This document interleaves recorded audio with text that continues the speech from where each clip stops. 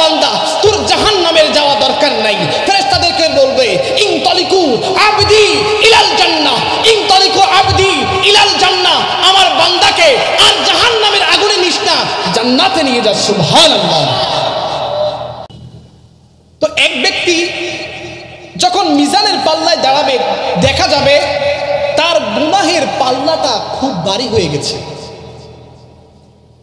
আল্লাহ তাআলা এখন ওই বান্দাকে নিয়ম অনুযায়ী বলবেন ইনতালিকু আবদি ইলান নার, ও আমার জাহান্নামের ফেরেশতা, এই বান্দাটাকে জাহান্নামের দিকে নিয়ে যাও। এখন যখন জাহান্নামের হুকুম চলে আসবে, বান্দা তো আগেই দুনিয়াতে শুনেছে জাহান্নামের আগুন কেমন, জাহান্নামের বিচ্ছুর কামড় কেমন, জাহান্নামের আগুনের তাপ কেমন, জাহান্নামের সাপের বিষধর ছোবল কেমন হতে পারে, কত বিষাক্ত হতে পারে। এখন বান্দা পিছন ফিরে তাকিয়ে বলে মা আনসাফতা রব্বি, ও প্রভু আজকে তুমি আমার উপর ইনসাফ করো নাই। আল্লাহু আকবার বলি। আমি বান্দাদেরকে ইনসাফ করি নাই, এটা কেমন কথা? আমরা তো ওই বান্দা ফজরের নামাজ না পড়লেও নাস্তা মিস যায় না, আমরা তো ওই বান্দা জোহরের নামাজ না পড়লেও দুপুরের খাবার মিস যায় না, আসরের নামাজ না পড়লেও বিকালের নাস্তা আমাদের মিস যায় না, মাগরিব এশা চলে যায় ঘুমের মাঝে, আমাদের রিজিকের কোনো কমতি হয় না।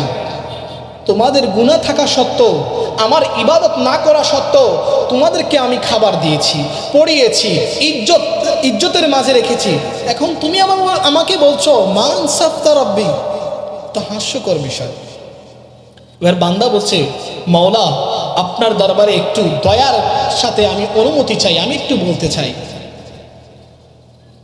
এবার বান্দা বলবে মাওলা তুমি না আমাদের হেদায়েতের জন্য একখানা কোরআন শরীফ দিয়েছো?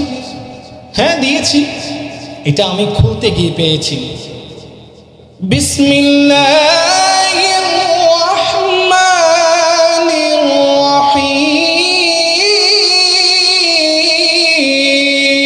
আল্লাহু আকবার। এখানে আমি পেয়েছি আপনি রহমান, আপনি রহিম। ও মাওলা আপনি এত বড় দয়াবান, এত বড় মেহেরবান, আজকে হাসরের ময়দানে যদি আপনার রহমত আমার কোনো কাজেই না আসে, তাহলে আমি কিভাবে বুঝবো আপনি আমার প্রতি দয়া করেছেন, আমার প্রতি মেহেরবানি করেছেন? ওই বান্দাকে মাওলা বলবে ও আমার বান্দা তোর জাহান্নামের যাওয়া দরকার নাই। ফেরেশতাদেরকে বলবে ইনতালিকু আবদি ইলাল জান্নাহ, ইনতালিকু আবদি ইলাল জান্নাহ, আমার বান্দাকে আর জাহান্নামের আগুনে নিস না, জান্নাতে নিয়ে যা। সুবহানাল্লাহ।